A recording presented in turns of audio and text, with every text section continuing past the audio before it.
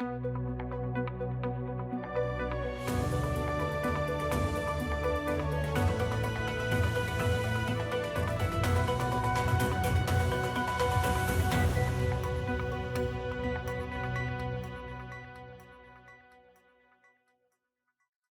and welcome to this Saturday, August 1 edition of 284 News. I am Britannia Whittle, bringing you the latest out of the British Virgin Islands. Thank you so much for joining us. It's festival season, so the annual Torchlight Procession officially ushered in the Virgin Islands Emancipation Festival celebrations on Monday. Details in this report. The annual Torchlight Procession officially ushered in the Virgin Islands Emancipation Festival celebrations on Monday, July 27, as residents gathered in their numbers to participate in the symbolic march through Road Town. Participants, dressed in keeping with the traditional all-white theme, assembled at the old administration building before making their way to the festival grounds. The procession, a long-standing feature of the festival, serves as a ceremonial opening of the territory's emancipation celebrations and reflects on the journey from enslavement to freedom. Minister for Culture and Tourism, Hodge Smith, welcomed the turnout, expressing appreciation for the community's support and commitment to preserving the tradition. So we see a lot of people in their white. So I wouldn't say it's anything special, but the fact that we're having it, people came out to participate, they have their torches, they look beautiful in their white, and recognizing that, this is part of our tradition, and it's happy to see so many people participating, really. Thank you. Meanwhile, Premier Dr. Natalia Wheatley was inside the festival village, where he spoke about the deeper meaning behind the observance. He explained that the fire represents an enduring spirit. Fire represents the passion that we have for our freedom. And it's a freedom that we're willing to defend, that we're going to promote, that we're going to educate people about, and that we're going to have great pride in. The Torchlight Procession sets the tone for a week of cultural celebrations, performances, and activities that honor the history, resilience, and heritage of the Virgin Islands. Meanwhile, Eklund Adams, who performs under the stage name Officer Adams, has been crowned the 2026 Virgin Islands Emancipation Festival Calypso Monarch. More in this report. Eklund Adams, who performs under a stage name Officer Adams, has been crowned the 2026 Virgin Islands Emancipation Festival Calypso Monarch, securing the coveted title during the competition held at the La Vida Kotoy Festival in Road Town on Saturday, July 25, 2026. The victory marks a comeback for Adams, whose 2025 triumph in the Virgin Islands Emancipation Festival Calypso competition was later overturned after he and several other contestants were disqualified for breaching the competition's rules.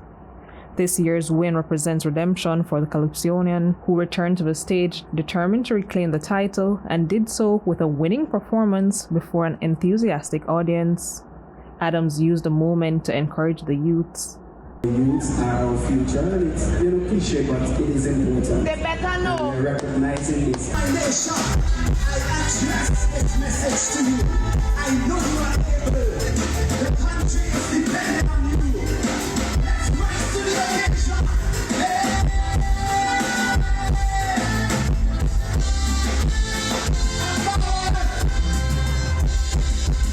You say that you young and restless. You say that you have no home. Some say that you are careless. And some people only enjoy. But I see a blazing fire burning deep in your soul. King Pedo captured the first runner-up position, while Mighty Lele finished as second runner-up. The Calypso Monarch competition is one of the marquee events of the annual Virgin Islands Emancipation Festival, celebrating the territory's musical heritage, culture, and social commentary through the art of Calypso. The 2026 Virgin Islands Emancipation Festival is being celebrated under the theme Culturizing Hearts Aligned, VI Festival One of a Kind, highlighting unity, cultural pride, and the enduring spirit of the Virgin Islands. And Linnell A. Stevens Jr., better known as LJ, and Jan Williams, performing as J Versatile, emerged victorious in the 2026 Soca Monarch competition held Tuesday night at the La Vida Cotoy Festival. Details in this report. LJ captured the Power Soca Monarch title with his song Get On, earning 265 points from the judges. He also walked away with the Best Performer award after delivering one of the night's most standout performances. Oh, you studying in a corner, that's your business way. We bet you having fun and making history. That's all I never miss a beat and that's a mystery. Just grab a bottle or a branch for your nearest tree. We tripping on the road, that's a custom. If your belly start to grumble in the function, chicken and Johnny cake getting bust up, then we right back at it, so you better get a cuss. Back in like a just. In that category, Diffie placed first runner-up with 246 points and was also named Most Energetic Performer. Left, right, right, I tear it down and I repeat to rampage, I push it down and I mash it up. While J Versatile finished the top 3 with 244 points. Soti! Look! One more time. It's all love over here, you know. In the Groovy Soca segment, J Versatile claimed the crown with his song All of That, amassing 277 points to reclaim the title he previously won in 2023.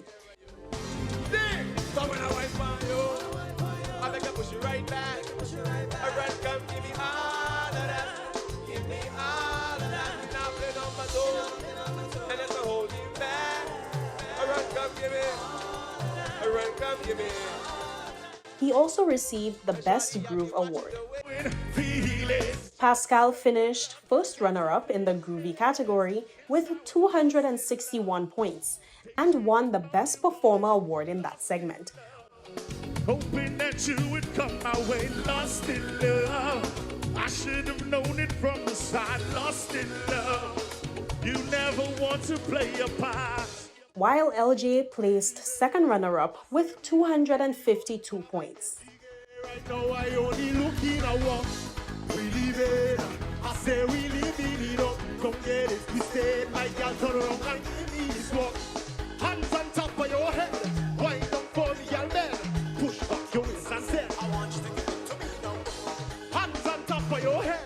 Wind up for me, girl, then. Jaka Wooding-Donovan, Tweet for News. And as thousands of residents and visitors prepare to celebrate the 72nd Virgin Islands Emancipation Festival, leadership and community honorees were uniting behind a powerful message: enjoy the festivities, but leave the violence behind. Details in this report. The opening ceremony of the 72nd Virgin Islands Emancipation Festival was filled with music, reflection, and celebration. However, the most moving moment of the evening came when village honoree La Vida Cotoy took the microphone. Cotoy dedicated her honor to loved ones she has lost, most notably her late son, Devon, who was killed by gun violence. Channeling her personal grief into a passionate plea, she begged attendees to maintain safety and respect throughout the festival season. I dedicate this honor to my deceased son, Devon, aka Shabby, who lost his life through gun violence. He never missed a BVI festival since living abroad. I also dedicate it to my deceased friends, Mistress Maureen Glasgow and Mr. Owen Simmons, my lineman partners, and to my other children, Desiree and Darrell, and my extended family and friends. To the festival committee chairman, Mistress Natalie Penlake, and her co-chairman, Miss Lynette Harrigan Gallop, the tourism queen, I congratulate both of you for taking the lead in the planning of this year's festival. Keep up the good work. I would also like to thank Ms. Tricia Evans, chairman of the village committee, and her members for accepting me as the 2026 village honoree. I would also like to thank my photographer, Mr. Sean Black, who did a wonderful job for making me comfortable during my photo shoot. Good job, good picture. To all the past chairmen, past committee members, present committee members, every volunteer that had the privilege of working alongside this, that had the pleasure of working alongside me. This honor belongs to all of us. To all the person in the territory who extend congratulations to me, thank you from the bottom of my heart. Let us have a safe festival, drink responsible, and please, please, I beg, leave the weapons at home. Happy festival from me to you. Thank you, and God bless you. Her call for peace resonated deeply with government leaders on stage as Premier Dr. Natalia Wheatley strongly endorsed the message, emphasizing that festival should be a time of unity, love, and reflection on ancestral freedom. And I endorse what Levita said. Let's not have any violence in our Emancipation Festival or at all. Love, unity, and peace. And as we celebrate, let us do so responsibly, look out for one another, prioritize safety, keep our community strong, and above all, let us enjoy this festival season with joy, gratitude, and unity. Law enforcement and festival organizers continue to urge all patrons to prioritize safety so that everyone can enjoy a vibrant and peaceful festival season. We're up on a quick break. Please stay with us. Across the Virgin Islands, drivers have trusted VI Motors for generations. For 60 years, we've delivered dependable transportation, expert repairs, and quality parts, all under one roof. As a proud Napa franchise, our parts department carries leading brands like PPG Paints, Magic Accessories, Top Don Diagnostics Tools, Westlake and Goodyear Tires, plus reliable LTH batteries. Everything your vehicle needs to perform at its best. Our expert service department handles maintenance, diagnostics, and repairs you can rely on. And our vehicle sales team offers trusted Toyota and Honda vehicles built for island life. We proudly serve you at 2 locations, our flagship store in Dove's Bottom, Tortola, and our location on Virgin Gorda. From parts to service to sales, we're committed to you every step of the way. VI Motors, service beyond the call, serving the Virgin Islands for 60 years.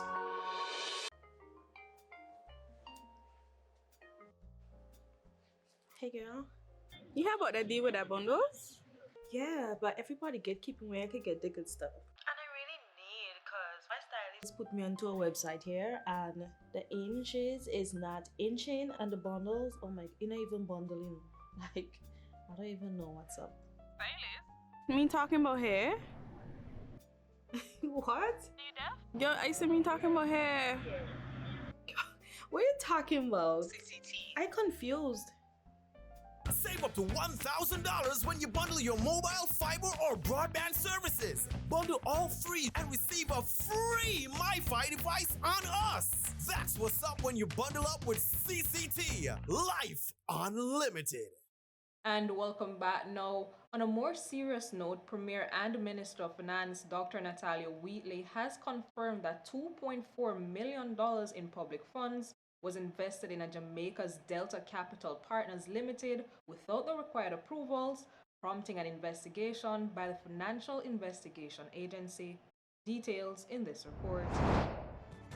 Speaking at a press conference on Friday, July 24th, Wheatley said he was unaware of the 2025 investment because it did not receive the legally required approval of the Minister for Finance and Financial Secretary. I was not aware of it at the time. So this is another financial crime? This is another instance where the legislation wasn't followed. This investment also would have required the Minister of Finance and Financial Secretary's approval.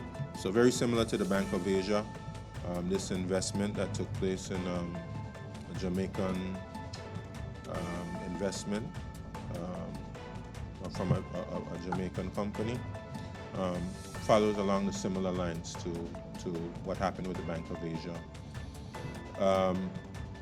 I don't know enough about it to be able to comment, but this matter is currently under investigation by the Financial Investigation Agency. So when they come back with their findings, I'll be in a better position to share more on that particular topic. The Premier said the investment was made under former Accountant General Arnold Ainsley, who also oversaw the government's controversial investment into the now-defunct Bank of Asia. Wheatley noted that investing public funds in financial institutions is common practice, but acknowledged that in both the Delta Capital and Bank of Asia investments, those bypassed established procedures. He said the cabinet has since approved new investment policy to strengthen oversight and ensure accountability, while the FIA continues its investigations into the matter. Jaco Wooding-Donovan, 284 News. Now, the Family Support Network says it is stepping up fundraising efforts as demand for its services continues to grow, even as it renews its call for an increase in the government's annual subvention. Details in this report.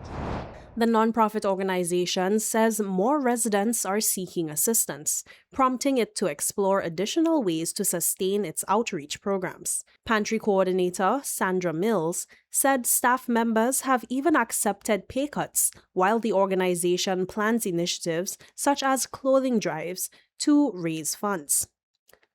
Mills made the comments on the sidelines of a $3,000 food voucher donation from the Rotary Club of Tortola. That our most challenging in the past, because we don't have a place to put emergency, like domestic violence, where their life is in danger, real danger.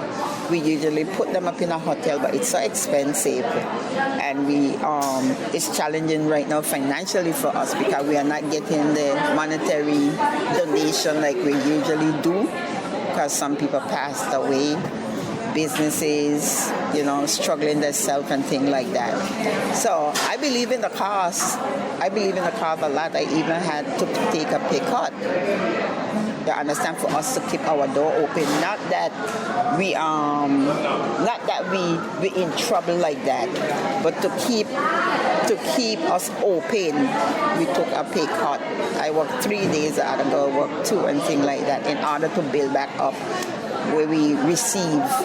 Right now, my boss supposed to, I don't know if she get the document into them, but we asking for them to increase it. Because it's a need to increase it. It's not sufficient.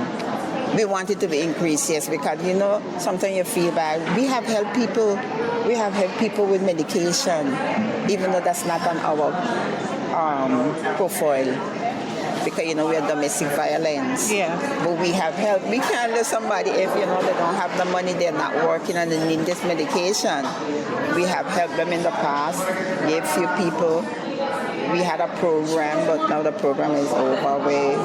That was in COVID time, where we helped pay house rent and different things. And people still think we could do that, but we can't. So with things like that, we send them to social development. And like that, what we do. But yes, we need an increase. In addition to increased funding, Mills said the Family Support Network remains in need of a permanent facility to carry out its operations more effectively.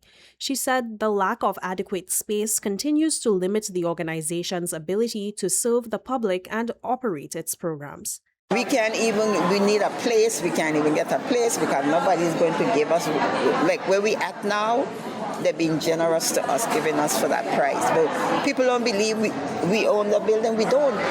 We have to pay rent, we have to pay light, water, everything we have to pay, and plus we are not rich, so we, two of us, Prudence, the executive manager, she don't get paid. She does that voluntarily because we can't afford right now to get, what we need to do is do other stuff and see if we can get an increase from government. I try helping by my part, giving back, is doing a yard sale. I do it four times a year. Jaco Wooding-Donovan, 284 News. Junior Minister for Culture and Tourism, Hodge has announced that Decastro Street has been selected for major improvements under the Road Town Development Partnership Project, with the contract for the works expected to be signed this Thursday. Details in this report.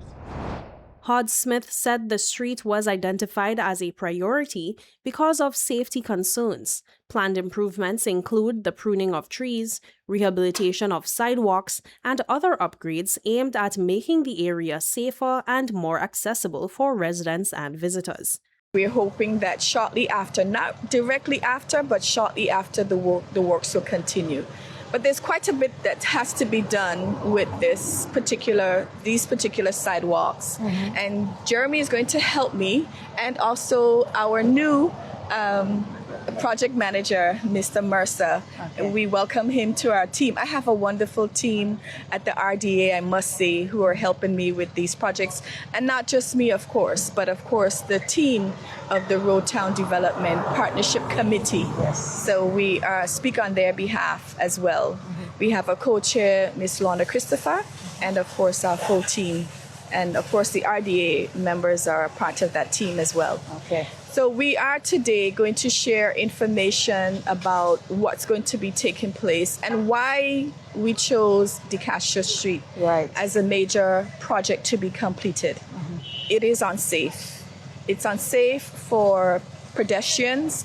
I've gotten a lot of complaints from persons where they trip up because of the unevenness of the sidewalk, and also persons using wheelchairs. There's no way to slope down, and so we're going to be fixing that. And it's the ADA standard, and a little bit they're going to explain to you what the ADA standard is.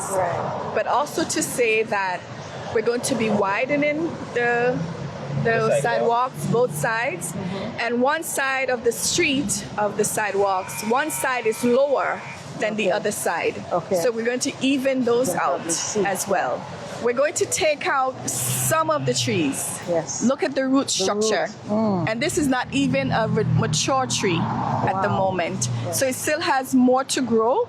So we're going to be taking out the roots, the trees that have such protruding roots that are a safety hazard, because we do have, persons walking across the street over to the supermarket, over to the pharmacy, and over to the farmer bolos and in the area. So we need to find we will be dealing with ways in which to address a walkway that they can safely walk from across the street into this area over here.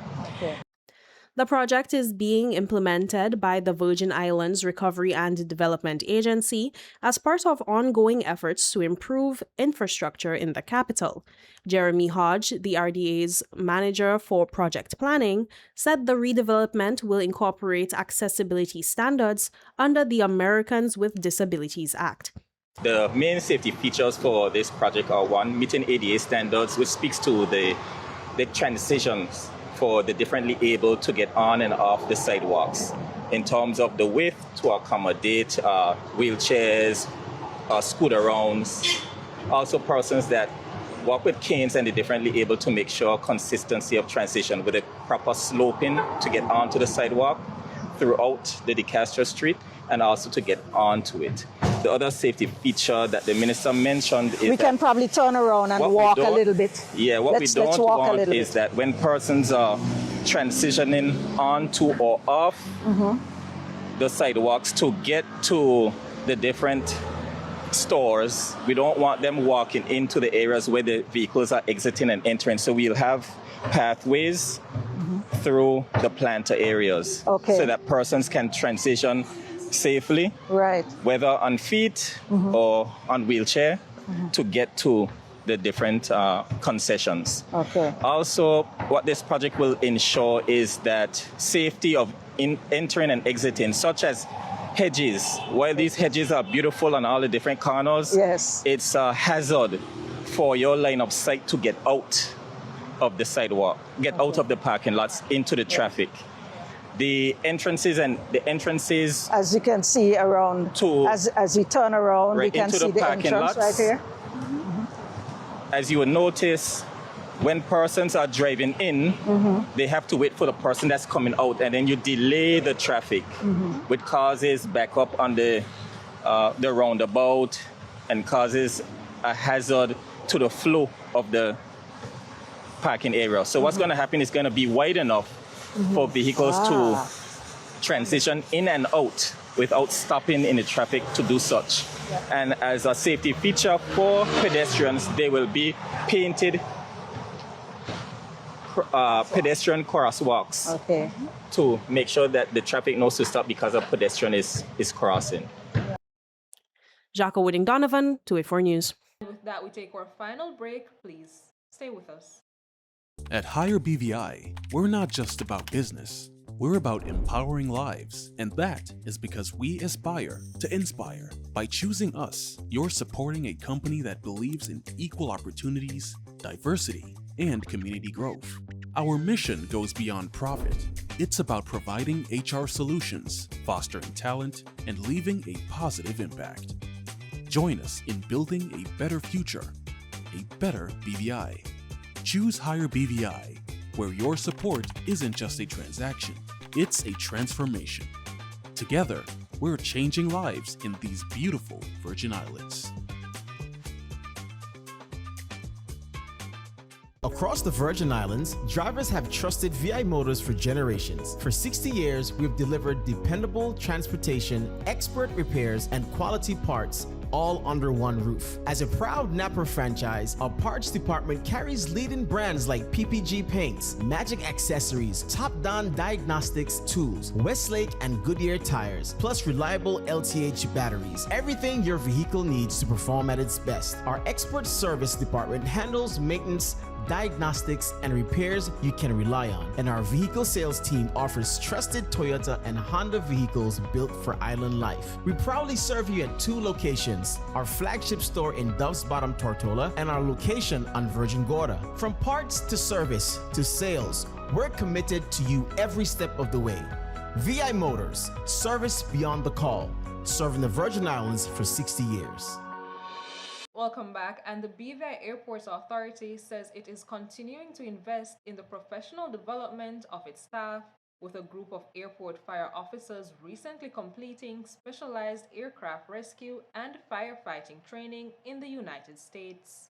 More in this report. The officers successfully completed the Basic Aircraft Rescue Fire Suppression course in Dallas, Texas. According to the authority, the training strengthens the team's emergency response capabilities and reinforces its commitment to maintaining high standards of aviation safety. Operations Duty Manager Rikisha Foy congratulated officers based on their achievement, saying the authority looks forward to seeing the newly acquired skills put into practice. The authority also received a boost to its emergency preparedness last week when the Rotary Club of Tortola donated an automated external defibrillator, AED, to the airport fire service during the club's weekly luncheon meeting. Foy said the donation will further enhance the department's ability to respond to medical emergencies at the airport. It's important that those guys are trained and are equipped to respond in the event of an emergency. So what we do, we actually take them on, we bring them on as recruits in the initial phase, and then we send them off for training to be an official aviation firefighter. Okay? So once they come back, they still have to keep up with their regular pressure-fed trainings and stuff like that. Currently, 13 officers have completed that initial training based on the last set of recruits that we had. We have 8 more left. The only difference between the groups is that the last group has to go walk to the UK because they don't have the US clearance. So we're looking into sending them into the UK for training. Very timely because our acting fire chief, Mr. Kenzie Samuel, we were literally in conversations about probably procuring for each airport 1 defibrillator. So, and then I received the call that Rotary was willing to donate 1. So it will help us to have 1 in stock, get the officers trained. In the event of any emergencies, we are prepared. Because if anything happens at the airport, our first response as operations is to call fire to have a look before we get the ambulance. So those guys will be trained and ready to respond. Jacques Wooding Donovan, 284 News. That's it for today's news roundup. Be sure to follow us for daily news updates at 284media.com and like us on Facebook and X at 284media and 284media BVI on Instagram. I'm Britannia Whittle. Pleasant viewing.